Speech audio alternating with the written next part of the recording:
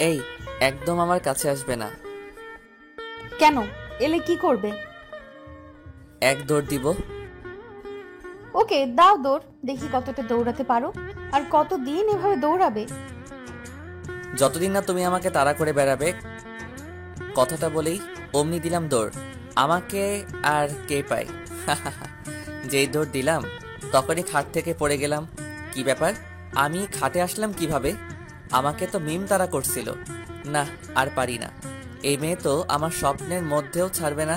ভার্সিগুলো ভাবতে ভাবতে ফ্রেশ হতে চলে গেলাম। ফ্রেশ হয়ে এসে ঘড়ির দিকে তাকাতেই দেখি 10টা বেজে গেছে। তাড়াতাড়ি নাস্তা করে বেরিয়ে পড়লাম ভার্সিটিতে। ও, আপনাদের তো আমার পরিচয়টাই দেওয়া হলো না। ভার্সিটি যেতে যেতে আপনাদের পরিচয়টা দিয়েই দিই। আমি রাফি আহমেদ, এবার অনার্স দ্বিতীয় বর্ষের ছাত্র। দেখতে তেমন ভালো না, কালো, তবে মনটা আমার খুবই ভালো। না, আর নিজের নামে গুজব ছড়াবো না।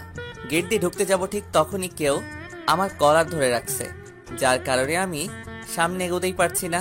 পিছনে তাকিয়ে দেখি মিম। আমি দেখেই তো অবস্থা খারাপ। কিরে, তোর প্রবলেম কি রে রাফি? কেন রে, আমি আবার কি করলাম? কি করিস নাই তাই বল। তোর জন্য আমি ঘুমাতেই পারি না। আমার স্বপ্নে সবসময় ঘোরাঘুরি করিস কেন? আসলে তোর ভালো ডাক্তার দেখাতে হবে। ওয়েট, আরমান সাহেবকে ফোন দিতে বলি, আপনার মেয়ের ভালো ট্রিটমেন্ট করান, না হলে একসময় পাবনা পাঠাতে হবে। কথাটা বলেই একটু মুচকি হাসলাম। এই দেখ রাফি, আমার সামনে একদম মুচকি হাসবি না। কেন রে? তোর এই হাসিটার কারণে আমি রাতে ঘুমাতে পারি না। এই দেখ, ফাও বকিস না তো। যা, তোর হলে যা, আর আমাকে আমার হলে যেতে দে, ফাজিল মাইয়া একটা। কথাটা বলে আমি চলে যেতে যাব, আবার আমার কলার ধরে টান দিল মিম। আমি এবার রাগি মুডে বললাম, ওই তোর সমস্যা কি? এত জ্বালাস কেন রে? যা, ভাগ ছেড়ে। তুই আমাকে এইভাবে বলতে পারলি রাফি? ওকে, যাচ্ছি চলে, আর আসবো না তোর কাছে, আর কথাও বলবো না। বলেই মিম মন খারাপ করে চলে গেল, আর আমিও চলে গেলাম ক্লাসে। কিরে রাফি, এতক্ষণ কোথায় ছিলি রে? আর বলিস না দোস্ত, ওই মিমটা ভার্সিটি আসতে না আসতেই জ্বালানো শুরু করলো। আরে রাফি, তুই বোঝার চেষ্টা কর, মেয়েটা তোকে ভালোবাসে রে। আরে ধুর চাই, ভালোবাসার গোষ্ঠী কিলাই, এসব আমার দ্বারা হবে না। আচ্ছা, সে দেখা যাবে। এখন চল ক্যান্টিনে যাই। তোরা যা বাপু, আমি যাব না। কেন রে, কি হইল? ভালো লাগছে না। তোরা যা, আমার অ্যাসাইনমেন্ট করতে হবে, কালকে করতে পারি নাই। ওকে থাক, তাইলে আমরা যাইগা। বলে নিলয় আর নীরব চলে গেল, আর আমি আমার অ্যাসাইনমেন্টটা কমপ্লিট করলাম। আজকে এটা জমা দিতে হবে, তা না হলে কপালে দুঃখ আছে। যাই হোক, অ্যাসাইনমেন্টটা জমা দিয়ে এসে ভালো লাগছে না, তাই চলে এলাম বাসায়। ইদানিং মনটা বড্ড খারাপ। আর সত্যি বলতে একটা মধ্যবিত্ত পরিবারের যে কত প্রেশার, সেটা একমাত্র তারাই বোঝে। মধ্যবিত্ত পরিবারগুলো মানুষের অনেক স্বপ্ন থাকে, কিন্তু তারা সেটা বাস্তবায়িত করতে পারে না। আর সেই মধ্যবিত্ত পরিবারের বড় ছেলে বা মেয়ের অনেক দায়িত্ব থাকে তার পরিবারটাকে দেখে রাখতে। অনেক কষ্ট সহ্য করে তারা তাদের পরিবারের মানুষের মুখে হাসি ফোটায়। যাই হোক, ফ্রেশ হয়ে কিছু খেয়ে টিউশনি করাতে চলে গেলাম। এই টিউশনি করে যেটুকু আয় করা যায় তাতে নিজের পড়ালেখার খরচটা চলে যায়, আর একটু কষ্ট করলে বাড়িতেও দেওয়া যায়। অনেক নৈতিক কথা বললাম, আমি চলে আসছি যেখানে টিউশনি করাই। আজ মাসের শেষের দিকে দেখি বেতনটা দেয় নাকি। আমি দরজার সামনে এসে কলিং বেল প্রেস করলাম, আর একটা অল্প বয়সী মেয়ে এসে দরজা খুললো। যদিও আমি মেয়েটাকে চিনি না, হয়তো বেড়াতে আসছে। আমি ভিতরে চলে গেলাম, গিয়ে দেখি আমার ছাত্রছাত্রীরা গল্প করছে। আমি যেতেই চেয়ার থেকে উঠে দাঁড়ালো। আমি বসার পর ওরাও বসলো। তবে একটা কথা তো বলাই হলো না, এই টিউশনিটা মিম ঠিক করে দিয়েছিল। মেয়েটা আমাকে জ্বালালেও কিছু ভালো কাজ করেও দেই। এবার আমার স্টুডেন্টদের কথা বলি। একজন পড়ে ইন্টারে, আর একজন ক্লাস 9-এ। একজন ছেলে একজন মেয়ে, তবে খুব লক্ষ্মী ওরা। যাই হোক, পড়ানো শুরু করলাম। পড়ানো শেষ করে আরেক জায়গায় গেলাম পড়াতে। ওখানে গিয়েও একই অবস্থা। বেতনটা আজকে কেউই দিল না, বলছে কালকে দিবে। আর আমিও জোর করি নাই, কারণ বাড়িওয়ালারা খুব ভালো। পড়ানো শেষ করে রাত 8টায় বাসায় পৌঁছালাম। বাসায় এসে ফ্রেশ হয়ে খুব ক্ষুধা লাগছিল, তাই তাড়াতাড়ি খেয়েই নিলাম। খেয়ে এসে একটু নিজের পড়া পড়লাম। কালকে আবার পরীক্ষা নিতে হবে স্টুডেন্টগুলোর, তার আবার প্রশ্ন তৈরি করতে হবে, তাই রাত জেগে প্রশ্নগুলো করে রেডি করে রাখলাম। এবার একটু ফেসবুকে যাই, অনেক দিন যাই না, আর আমার গল্প লেখাও হয় না। আসলে অনেক কাজের চাপ, তাই আর গল্প লেখার সময় পাই না। ফেসবুকে লগ ইন করতে দেখি ঝড়ের মতো মেসেজ আসা শুরু করতেছে, তো আর থামার নামই নাই। একজন মেসেজ দিয়েছে, রাফি এখন আর গল্প কেন লিখেন না? প্রায় মানুষের এই একই প্রশ্ন। তারপর সবাইকে বিষয়টা বলার পর আর কিছুই বলে নাই। আজ আর রাতে ঘুম আসছে না, তাই গল্প লেখা শুরু করলাম। গল্প লেখা শেষ করে পোস্ট করে অফলাইনে চলে গেলাম। সকালে আবার উঠতে হবে, তাই ঘুমিয়ে পড়লাম। সকালে ঘুম থেকে আম্মুর ডাকে উঠলাম, উঠে একটু হাঁটতে গেলাম, তারপর নাস্তা করে ভার্সিটি গেলাম। তবে আজকে আর কোনো রকম ঝামেলা করে নাই মিম। যাক বাবা, বাঁচা গেল, আজ আর জল্লাদটা আসে নাই। তাই ক্যাম্পাসে বসে আড্ডা দিচ্ছি বন্ধুদের সাথে। হঠাৎ পিছন থেকে কেউ আমার চোখ বন্ধ করে দিল। আমি ছাড়াতে চেষ্টা করে ব্যর্থ হলাম। কিছুক্ষণ পর সে নিজেই ছেড়ে দিল, আর আমি পিছন ফিরে তাকাতেই দেখে তো পুরাই অবাক। আজকে মিম ভার্সিটি আসছে। নীল শাড়ি, ঠোঁটে হালকা করে লাল লিপস্টিক, একদম নীল পরীর মতো লাগছিল। মনে হচ্ছিল একটা নীল পরী। আমি তো হা করে ওর দিকে তাকিয়ে আছি। ওই কি রে, এইভাবে কি দেখছিস? তোমাকে খুব সুন্দর লাগছে। তোমাকে কি সত্যি? এত লজ্জা পাওয়ার কিছু নাই, একদম পেত্নির মতো লাগছে। আমাকে কেন ভালো লাগবে? আমি তো আর দেখতে সুন্দর না, তোর তো ফাহমিদাকে ভালো লাগবে। এই তুই থামবি? আচ্ছা বাবা, তোকে সত্যি খুব ভালো দেখাচ্ছে। এবার খুশি তো? অনেক খুশি। আচ্ছা চল, এই খুশিতে তোকে নিয়ে খেতে যাব। না থাক, আমি খাবো না। আর আমার কাছে টাকা নাই, এখনো বেতন পাই নাই। ওই, তোকে কি আমি বলেছি যে বিল তুই দিবি? না বলিস নাই, কিন্তু তবুও। একটা কথাও বলবি না। চল এখন চুপচাপ আমার সাথে। না যাবো না, আমার ক্লাসে যেতে হবে। ইস, আসছে ঈশ্বরচন্দ্রের জামাই, উনি পরে একদম উল্টায় দিবে। চুপচাপ আমার সাথে চল, না হলে কিন্তু কান টেনে নিয়ে যাব। আচ্ছা ঠিক আছে, তুই যে নাছরবান্দা, না যাওয়া পর্যন্ত তুই ছাড়বি না। তারপর মিমান আমি একটা রেস্টুরেন্টে গেলাম খেতে, আর না যেয়ে তো কোনো উপায় নাই।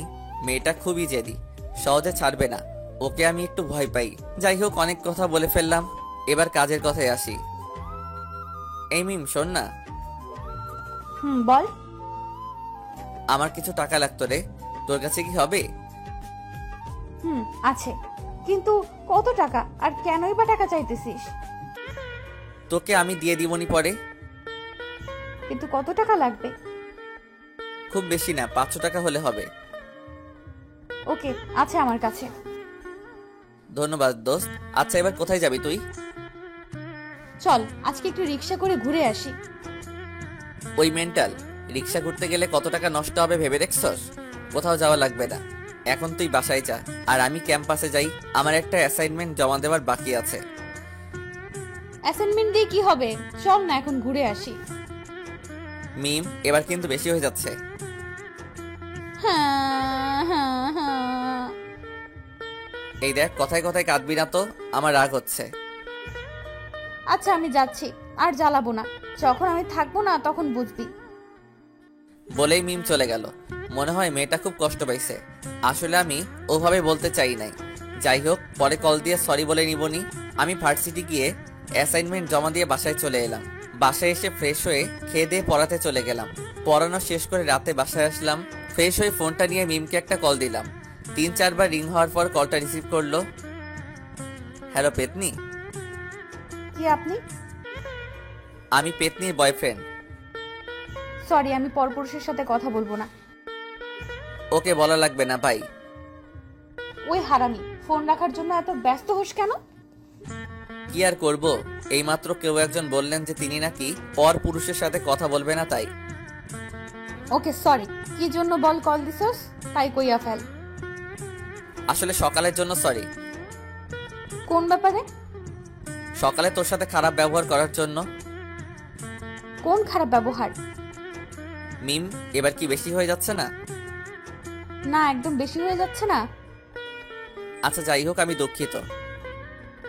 আচ্ছা রাফি, একটা কথা বলতো, তুই কি সত্যি আমাকে বুঝিস না? মানে? না কিছু না।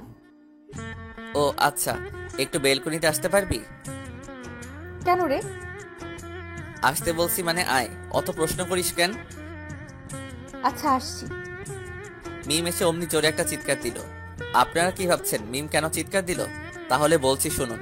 আসলে বিষয়টা হলো কি, আজ ওর বার্থডে, তাই ওকে সারপ্রাইজ দিব বলে ওর বেলকুনির সামনে গিয়ে মোমবাতি দিয়ে হ্যাপি বার্থডে লেখছি। আর সেটা দেখেই মিম চিৎকার দিল আর এক দৌড়ে নিচে চলে এলো আর আমাকে জড়িয়ে ধরলো। নে হয়েছে, এবার ছাড়। আর এত খুশি হওয়ার কিছু নাই, তোর টাকা দিয়ে তোকে উইশ করলাম। সে যার টাকাই হোক না কেন, তুমি যে আমার বার্থডে মনে রাখছো এটাই আমার কাছে অনেক কিছু রাফি। এই বোকামে, আজকে একটা খুশির দিন আর তুই কান্না করছিস কেন?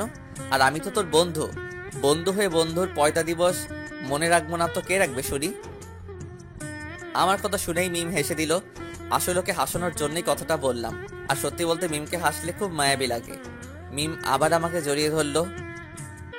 কিরে, কি হলো আবার? আমাকে এইভাবে সারা জীবন আগলে রাখতে পারবি রাফি? কখনো ছেড়ে যাবি না তো? তোর সাথে আমি সারা জীবন থাকতে চাই না, তুই আমাকে জ্বালিয়ে মারবি। জ্বালাবো, 100 বার জ্বালাবো। আর যদি কখনো অন্য কোনো মেয়ের দিকে চোখ তুলে তাকিয়েছিস তো তোর খবর আছে। ওই সেবার কেকটা কাট। তারপর মিম কেক কাটলো, ওকে আমি খাইয়ে দিলাম আর ও আমাকে। আচ্ছা এবার তুই বাসায় যা, রাতটা তো অনেক হলো। না আমি যাব না, তোর সাথে এভাবেই থাকবো। পাগলামি করিস না, আমার খুব ঘুম আসছে। চল আজ দুজনে একসাথে ঘুমাই। প্লিজ মিম, পাগলামি করিস না। আচ্ছা যাও, আর বাসায় গিয়ে কল দিও। আচ্ছা যাচ্ছি, তুইও বাসায় যা। মিম চলে যাওয়ার পর আমিও চলে এলাম।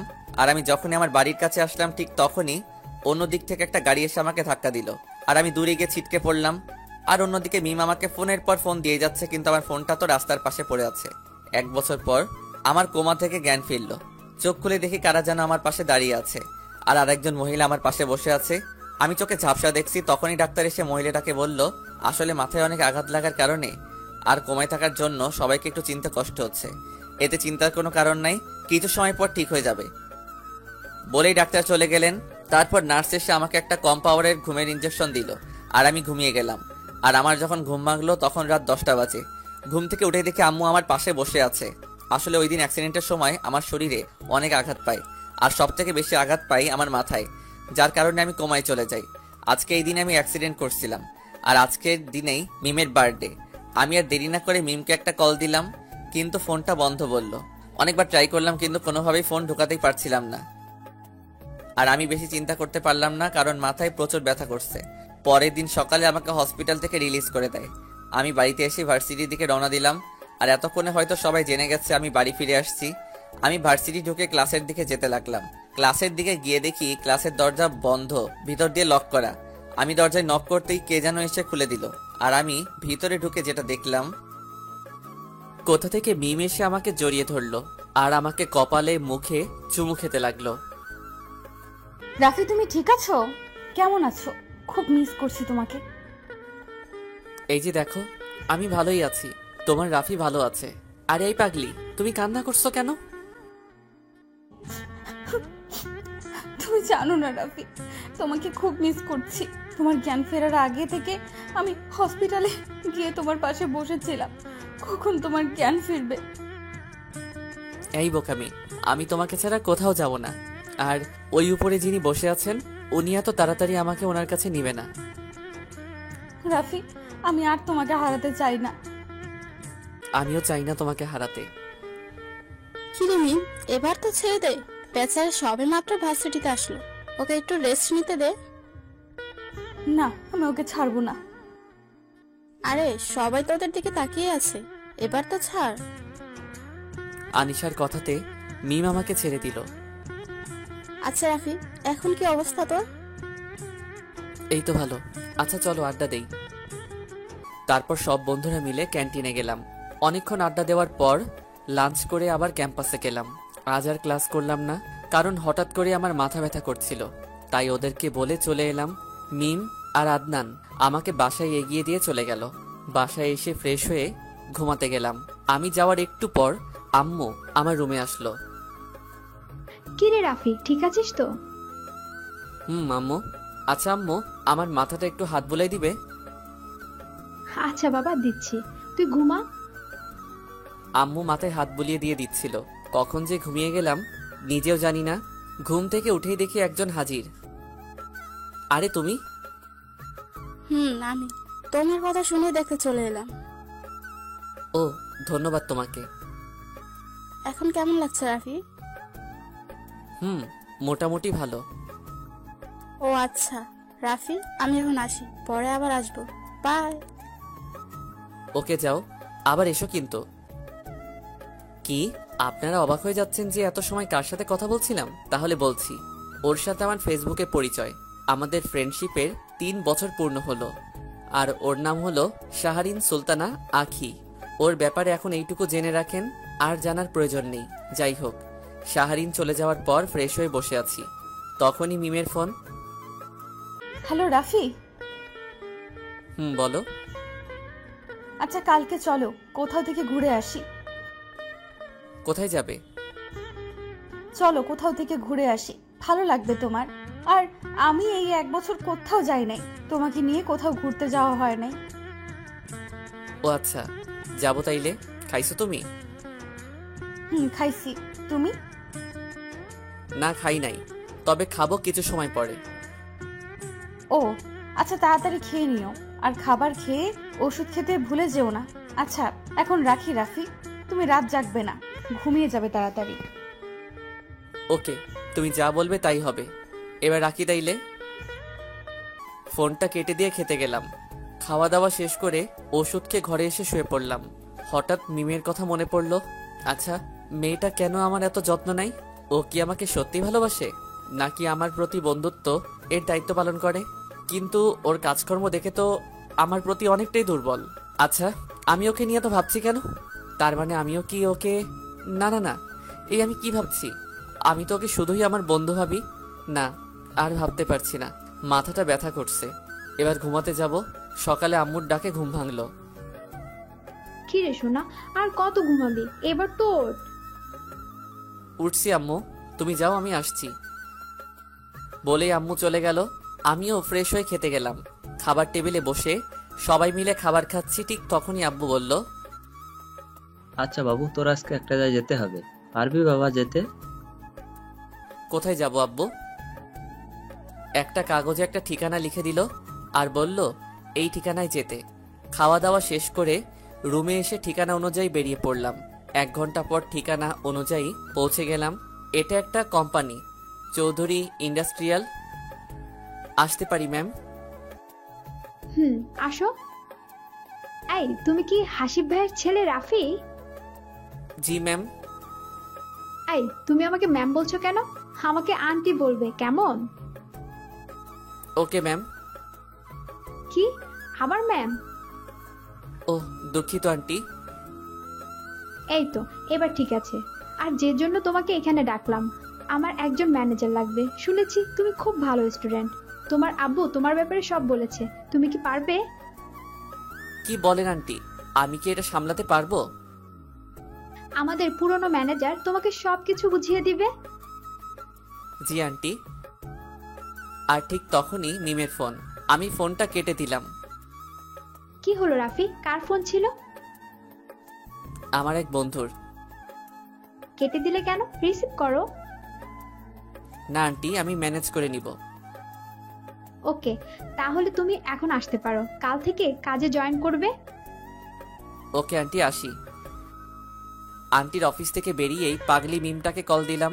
কিছু সময় রিং হওয়ার পর রিসিভ করলো। হ্যালো মিম।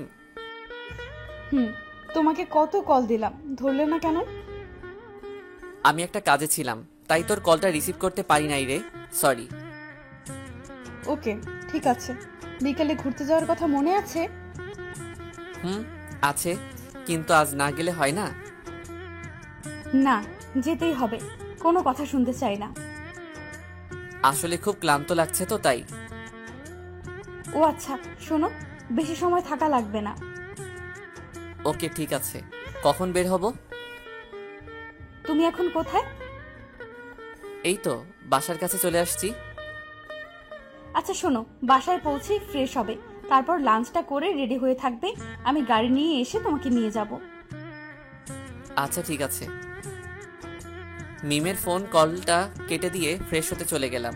30 মিনিট পর মিম এসে আমাকে নিয়ে গেল, আর গাড়িতে যেতেই মিম আমার চোখ বেঁধে দেয়। মিম, এ তুই কি করছিস? এই একদম চুপ, এত কথা বলো কেন? আরে কিন্তু তুমি আমার চোখ কেন বাঁধছ? আবার কথা বলে একদম খুন করে ফেলবো তোকে। আচ্ছা বাবা, চুপ করলাম। এবার তো খুশি? অনেক, আমার লক্ষ্মীটা। কিছু সময় পর একটা জায়গায় গাড়ি থামালো। তারপর মিম গাড়ি থেকে নেমেই আমাকে নামিয়ে দিল, কারণ আমার চোখ তো বান্ধা। আচ্ছা মিম, এটা কোথায়? আবার কথা বলে, চুপ করে থাক। ওকে, চুপ করলাম। তারপর মিম আমাকে একটা অন্ধকার ঘরে ছেড়ে দিল। আমি এবার নিজের চোখ থেকে কাপড়টা সরিয়ে যেটা দেখতে পেলাম, সেটা দেখে তো আমি পুরাই অবাক হয়ে গেলাম। আমি চোখ খুলতেই রুমের সারা জায়গায় লাইট জ্বলে গেল, আর আমি দেখতে পেলাম একটা মেয়ে নীল শাড়ি পরে দাঁড়িয়ে আছে।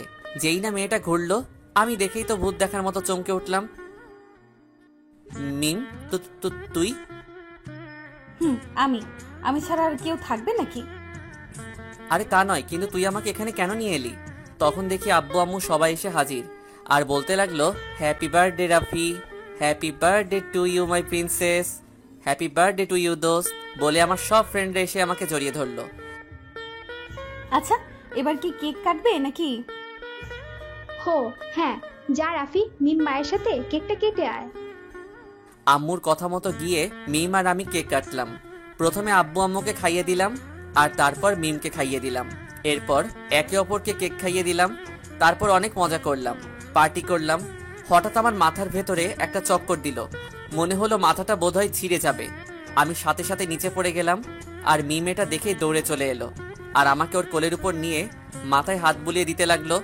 কিন্তু শেষ রক্ষা হলো না আমার, আমি সাথে সাথে জ্ঞান হারালাম। যখন জ্ঞান ফিরল, তখন নিজেকে হসপিটালের বেডে আবিষ্কার করলাম। আমার জ্ঞান ফিরতেই মিম ডাক্তারকে ডাক দিলেন, আর সাথে সাথে এসে আমাকে চেক আপ করে গেলেন, আর মিমকে বাইরে আসতে বললেন। মিম ওনার সাথে বাইরে চলে গেল।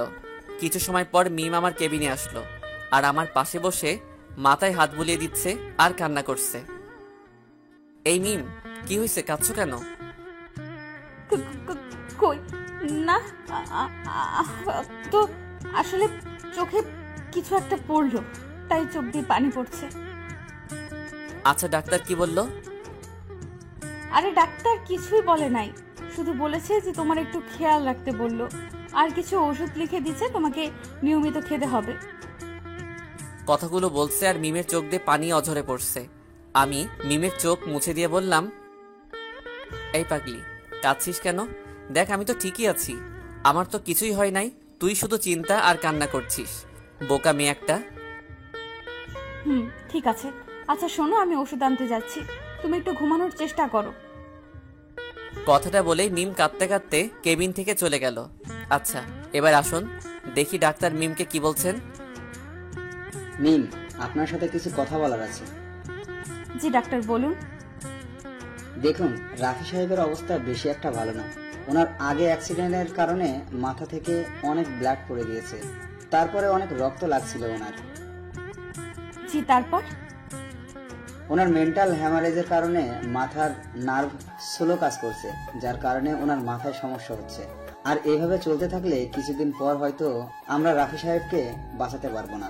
তাই বলছিলাম কি, যে কয়দিন উনি বেঁচে আছেন ততদিন রাফিকে বলবেন না এসব কথা, তাহলে রাফি টেনশন করবে, আর যেটা রাফি সাহেবের জন্য ক্ষতিকর। তাই বলছি যেভাবেই হোক ওনাকে এই কথা যেন না জানতে পারে। কি? না, এ হতে পারে না। কি বলছেন ডাক্তার আপনি? জি মিম, ঠিকই বলছি। প্লিজ আপনি ভেঙে পড়বেন না। আপনি এরকম করেন তাহলে কি করে হবে? তাই আপনাকে সবটা দেখে রাখতে হবে। আর রাফির আব্বু আম্মুর সাথে আমি কথা বলে নিব। ডাক্তার, আমার রাফিকে কি ভালো করা যায় না কোনোভাবে? যত টাকা লাগবে আমি দিব, কিন্তু আমি রাফিকে ঠিক করতেই হবে। আসলে সবকিছু তো আর টাকা দিয়ে ঠিক করা যায় না। উপরে আল্লাহকে ডাকুন, উনিই পারবেন রাফিকে ঠিক করে আবার আমাদের মাঝে ফিরিয়ে দিতে। কিন্তু তাতেও একটা ভয় থেকেই যাবে। কি সেটা? ওনার মেমোরি মুছে যেতে পারে। কি মানে রাফি আমাকে ভুলে যাবে? না, এটা হতে পারে না। ওকে ছাড়া আমি থাকতে পারবো না। আমি ওকে বড্ড ভালোবাসি। সবকিছু বুঝতে পারছি, কিন্তু আপনাকে বাস্তবতাটা মেনে নিতে হবে। যাই হোক, এখন আমি আসি। আপনাকে যে ঔষধ আনতে বললাম ওগুলো এনে এখনই রাফিকে খাইয়ে দিতে হবে। বলেই ডাক্তার চলে গেল। এই রাফি, ঘুমাইছোস? হুম। ওঠ, আর উঠে এই ওষুধ খেয়ে নে। না, আমি খাবো না। পাগলামি করিস না বন্ধু আমার, প্লিজ ওষুধটা খেয়ে নে। বললাম তো খাবো না। আর ওষুধ না খেলে কি হবে? মরেই তো যাবো, তাই না? রাফি কি জেনে গেছে ডাক্তার আর আমার কথোপকথন? আই, তুই কি বলিস এগুলো? ওকে, খাওয়া লাগবে না। অনেক খিদা লাগছিল, ভাবলাম খাবো, কিন্তু না, আর খাওয়া লাগবে না। কেন? যা খেয়ে আয় এখনই। ইস, আসছে, নিজে খাবে না আর আসছে আমাকে রাগ দেখাতে। আগে ওষুধ খাও, তাহলে আমিও খাবো। আচ্ছা দে, এসব খেয়ে কোনো লাভ হবে না। আমি তো আর বাঁচবো না। দেখ রাফি, মার খাবি এবার, চুপ থাক আর এই ওষুধটা খেয়ে নে। বলেই মিম আমাকে ওষুধ খাইয়ে দিল আর আমি ঘুমিয়ে পড়লাম। এভাবে দেখতে দেখতে কয়েকটা মাস কেটে গেল। এখন আমি আগের থেকে অনেকটা সুস্থ হয়ে গেছি, কিন্তু মাঝে মাঝে একটু মেমোরি শর্ট টাইম ব্রেক করে। ওষুধ খেলে ঠিক হয়ে যায়। এই তো 3 দিন আগের কথা। সকালে ঘুম থেকে উঠে ফ্রেশ হয়ে ভার্সিটি গেছিলাম, কিন্তু ভার্সিটি গিয়েই সমস্যাটা হয় আমার। আবার মাথা ব্যথা শুরু করে দেয়। তারপর ডাক্তার এসে জানিয়ে দিলেন আমি যেন রোদ দিয়ে বেশি ঘোরাঘুরি না করি। আর মাঝে মাঝে তো আমার বাড়ি খুঁজেই পাই না। আর একেই বলে শর্ট টাইম মেমোরি লস। এভাবে দেখতে দেখতে 1 বছর কেটে গেল। আমার পরিবার আর মিমের পরিবার আমাদের বিয়ে দেওয়ার সিদ্ধান্ত নিল, কিন্তু আমি রাজি না। কারণ বলা তো যায় না কখন আমার ডাক চলে আসে উপর আল্লাহর কাছে যাওয়ার। তাই আমি সরাসরি না বলে দেই। তবে আমার না বলাতে তেমন কোনো সমস্যা হয় নাই, কারণ তারা তো সব জানে। আর আমিও একটু হলে বুঝতে পারি আমিও আর বেশি দিন বাঁচবো না। একদিন মিমকে কারোর সাথে আমার ব্যাপারে কথা বলছিল, তখন আমি শুনতে পেলাম মিম বলছিল, না, রাফির মাথায় অনেক সমস্যা হয়েছে, ও হয়তো আর বেশি দিন বাঁচবে না। কথাটা শোনার পর খুব কষ্ট লাগছিল। তাই আমি সিদ্ধান্ত নিলাম আমি মিমকে বিয়ে করব না। আর সত্যি বলতে আমি মিমকে ভালোবেসে ফেলেছিলাম, কিন্তু ওই দিনের কথা শোনার পর থেকে আমি মিমকে ভুলতে চেষ্টা করলাম। তারপর একদিন আমি একটা জিনিস লক্ষ্য করলাম, সেটা হলো মিমকে একটা ছেলে ফলো করে। মনে হয় সে মিমকে ভালোবাসে, কিন্তু বলতে পারে না হয়তো। আমি ছেলেটাকে অনেকবার মিমের আশেপাশে দেখি, আমি কিছুই বলতাম না।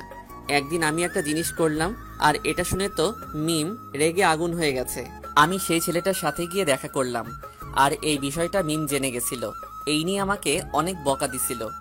আর ওই ছেলেটার সাথে দেখা করে ওকে কিছু কথা বলছিলাম, আর সেগুলো শুনেই মিম আমাকে অনেক বকা দেয়। আসলে ছেলেটার সাথে যে কথাগুলো হয়েছিল। Excuse me. জি, আমাকে বলছেন? জি ভাইয়া, আপনাকে বলছি। জি ভাইয়া, বলুন। আপনাকে ইদানিং দেখছি একটা মেয়েকে ফলো করতেছেন। আচ্ছা, আপনি কি মেয়েটাকে ভালোবাসেন? না মানে বলছিলাম কি, ভয় পাওয়ার কিছু নাই ভাইয়া। আপনি যদি ওকে ভালোবাসেন তাহলে ওকে গিয়ে বলে দেন। আপনি কে? আমি ওর বন্ধু প্লাস ফিয়ন্সি, কিন্তু আমি ওকে বিয়ে করব না। কেন ভাইয়া, মেয়েটার কোনো সমস্যা আছে নাকি? না, ওর কোনো সমস্যা নেই। তাহলে? তারপর ওকে সব খুলে বললাম। আমার কথা শুনে ছেলেটা প্রায় কাঁদো কাঁদো অবস্থা। ভাইয়া, আপনি ওকে খুব লাভ করেন তাই না? খুব বেশি ভালোবাসি, কিন্তু এখন আর লাভ নাই। আমার ব্লাড ক্যান্সার হয়েছে আর মাথায় টিউমার। আমার বাঁচার কোনো উপায় নাই। আর আমি চাই না আমার মিমটা কষ্টে থাকুক। আমি চাই তুমি তোমার ভালোবাসা দিয়ে ভরে রাখবে, পারবে না? জি ভাইয়া, পারবো। যাক, শুনে নিশ্চিত হলাম।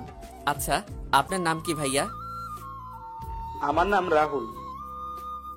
আপনি কি করেন? আমার একটা কোম্পানি আছে, আর আমি ওই কোম্পানির বস। খান ইন্ডাস্ট্রিয়ালের নাম শুনছেন নিশ্চয়? ও হ্যাঁ, শুনছি। এটা তো একটা নামকরা কোম্পানি। জি ভাইয়া। আচ্ছা ভাইয়া, একটা কথা বলি। হ্যাঁ বলুন। আপনি তো বাইরে চিকিৎসা করাতে পারেন। লাভ নাই ভাইয়া, আমি ডাক্তারের সাথে কথা বলেছিলাম। ডাক্তার বলছে যে আমার হাতে খুব কম সময় আছে, আর আমার যদি অপারেশন করা হয় তাহলে বাঁচার সম্ভাবনা 1%, আর এতে অনেক রিস্কি আছে। আর আমি চাই না আমার জন্য আমার বাবা মা তাদের সবকিছু হারিয়ে ফেলুক। ভাইয়া, আপনাকে কিছু বলার সাধ্য আমার নাই, তবুও বলি, আপনি খুব ভালো মানুষ, কিন্তু এই ভালো মানুষের কেন এমন হয়? আচ্ছা ভাইয়া, তুমি আমার মিমকে কখনো কষ্ট দিবে না, ওর খেয়াল রাখবে। আর মিম একটু রাগী, অল্পতে রেগে যায়, আর ওকে একদম কাঁদাবেন না, ও খুব নরম মনের মানুষ, প্লিজ ভাইয়া। ওকে ভাইয়া, আমি মিমকে খুব ভালোবাসি, তবে হ্যাঁ, আপনার মতো না ভালোবাসতে পারি, কিন্তু ভালোবাসি। আমি জানি ভাইয়া, আপনি মিমকে খুব ভালোবাসেন। রাহুলের কথা বলে বাসায় চলে এলাম, আর বাসায় এসে দেখি মিম আমার রুমে বসে আছে, তবে আজ একটু অন্যভাবে বসে আছে, দেখে মনে হচ্ছে খুব রাগ হয়ে আছে আমার উপর। আরে মিম, তুই এখানে? আমি, কিন্তু তুই এত সময় কই ছিলি? তোকে কতগুলো কল করছি দেখছিস? সরি রে, ফোনটা সাইলেন্ট ছিল, একটা গুরুত্বপূর্ণ কাজ ছিল, তাই সাইলেন্ট করে রাখছিলাম আমি। তোর ইম্পর্ট্যান্ট কাজ কি ওই মিস্টার রাহুলের সাথে ছিল? আরে কি বলছিস? রাহুল? এ আবার কে? তোর বয়ফ্রেন্ড নাকি রে? তুই খুব পচা হয়ে গেছিস, তুই প্রেম করছিস, আর আমি জানি না? তুই না আমার খুব ভালো ফ্রেন্ড। আমার কথা শেষ হওয়ার সাথে সাথেই মিম কষিয়ে আমার বাগালে একটা চর মেরে আমাকে জড়িয়ে ধরেই কেঁদে দিল। আরে কাঁদছিস কেন? তুই যে কেন কাঁদছিস আমি তো ভালো করেই জানি, কথাটা মনে মনে বললাম। তুই এমন কেন? কেন রে, আমি কি করলাম? তুই তো আমাকে মারলি। তুই আমাকে কেন এত ভালোবাসিস বলবি একটু? আরে ধুর, তোকে আমি ভালোবাসতে যাব কেন? তোকে ভালোবেসে কি আমি বিপদে পড়বো? দেখ রাফি, একদম মজা করবি না, তুই জানিস আমি তোকে কতটা ভালোবাসি। এবার আমি আর নিজেকে সামলাতে পারলাম না, আমিও ওকে জড়িয়ে ধরলাম। তুই কেন বুঝিস না? আমি আর কথাটা শেষ করার আগেই আমার ঠোঁট দুইটা মিমের দখলে নিয়ে নিল, কিছু সময় পরে ছেড়ে দিল, আর বলল, তোকে আমি হারাতে দিব না। এই যে তোকে শক্ত করে জড়িয়ে ধরে আছি, আমার কাছ থেকে কেউ তোকে নিয়ে যেতে পারবে না। তুই শুধু আমার আর আমারই থাকবি। তুই ভালো করে জানিস আমি আর এই পৃথিবীতে থাকতে পারবো না, তারপরও কেন এমন করছিস? আমি কিছু জানতে আর বুঝতে চাই না, আমি শুধু এইটুকুই বুঝি, তুই আমার কাছে থাকবি। আমার থেকে রাহুল ছেলেটা অনেক ভালো, ও তোকে আমার থেকে ভালো রাখবে, তোকে ভালোবাসবে, আর তুই ওর কাছে শান্তিতে থাকতে পারবি। ও একজন সফল বিজনেসম্যান। আমার টাকা পয়সা কিছুই চাই না, আমার শুধু তোকেই চাই। তোর বুকে মাথা রেখে সারা জীবন কাটিয়ে দিতে চাই। প্লিজ আমাকে তোর থেকে আলাদা করিস না। ওকে বুঝলাম। চোখের পানি মুছে মিমকে বুকের মধ্যে থেকে ছাড়িয়ে নিয়ে বললাম, এখন আমাকে ছাড়, আমি এখন ফ্রেশ হয়ে আসি। আচ্ছা যা, আর ফ্রেশ হয়ে খেয়ে বাইরে ঘুরতে যাব। আচ্ছা ঠিক আছে বলে আমি ফ্রেশ হতে চলে গেলাম, আর মিমও চলে গেল। ও হ্যাঁ, মিম এখন থেকে আমাদের বাসায় থাকছে। যাই হোক, ফ্রেশ হতে খেতে গেলাম, মিম সহ বাসার সবাই মিলে একসাথে খেলাম। খাওয়া দাওয়া শেষ করে মিম আর আমি বেরিয়ে পড়লাম। আমরা বাসা থেকে বেরোতে বেরোতেই আঙ্কেল তার গাড়ি পাঠিয়ে দিলেন। রাত 8টায় আমি আর মিম বাসায় আসলাম। বাসায় এসে ফ্রেশ হয়ে সবাই মিলে ডাইনিং টেবিলে বসে গল্প করছিলাম। হঠাৎ করে আমার মাথা ব্যথা করছে, মনে হচ্ছে মাথাটা বোধহয় ফেটে যাবে। কি রে রাফি, তুই ঠিক আছিস তো? না আম্মু, মাথা ব্যথা করছে খুব। কি? এই রাফির আব্বু, এখনই ডাক্তারকে ফোন দাও আর ইমার্জেন্সি আসতে বলো। আরে আম্মু, এত টেনশন করো না তো, মাথা ব্যথা ঠিক হয়ে যাবে। তুই চুপ করবি। কিছুক্ষণ পর ডাক্তার আসলো আর আমাকে চেক আপ করে কিছু ওষুধ লিখে দিল, সাথে একটা ঘুমের ওষুধও দিল। আমি ওষুধ খেয়ে লম্বা একটা ঘুম দিলাম। দীর্ঘ 5টা বছর পর আজকে আমার মৃত্যুবার্ষিকী। কি আপনারা অবাক হচ্ছেন? তাহলে আপনাদের পরিষ্কার করে বলি সেই দিন ঘুমানোর পর কি হয়েছিল। আমি ডাক্তার দেওয়া ওষুধকে ঘুমিয়েছিলাম ঠিকই, কিন্তু ওই ঘুমই ছিল আমার শেষ ঘুম। কারণটা হলো আমি শুধুমাত্র ঘুমের ওষুধই খেয়েছিলাম, মাথা ব্যথার ওষুধ খেয়েছিলাম না। কারণ আমি বুঝতে পেরে গেছিলাম আমি আর বাঁচবো না। তাই আমি চাই না যে আমার জন্য আমার পরিবার, তারপর মিম, এরা কষ্ট পাক। আর যদিও এর থেকে বেশি কষ্ট হলো বাবা মা তার একমাত্র ছেলেকে নিজেদের চোখের সামনে এভাবে চলে যেতে দেখতে পারে না। আমার কিছুই করার ছিল না। ও হ্যাঁ, মিমের বিয়ে হয়ে গেছে। আপনারা যার কথা ভাবছেন, ঠিক রাহুলের সাথে বিয়েটা হয়েছিল। যদিও মিমের এতে মত ছিল না, কিন্তু রাহুল ওকে মানিয়ে নিতে পেরেছে। খুব ভালোবাসে রাহুল মিমকে। আর মিমের একটা কিউট ছেলে হয়েছে। আর ওর ছেলের বয়স 4 বছর। তবে খুব বাজি, দেখতে হবে না ছেলেটাকার।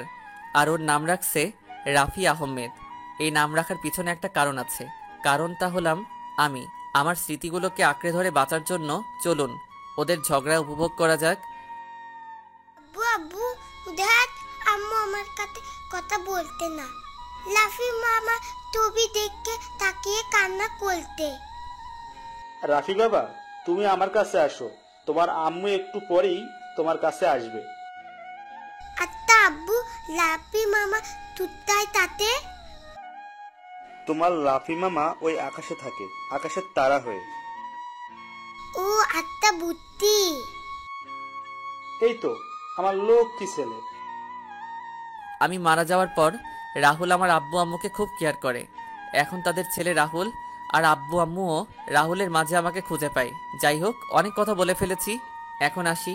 বাই, কথা হবে অন্য কোনো দিন, অন্য কোনোখানে। তার আগে সবাই ভালো থাকুন, সুস্থ থাকুন। আল্লাহ হাফেজ।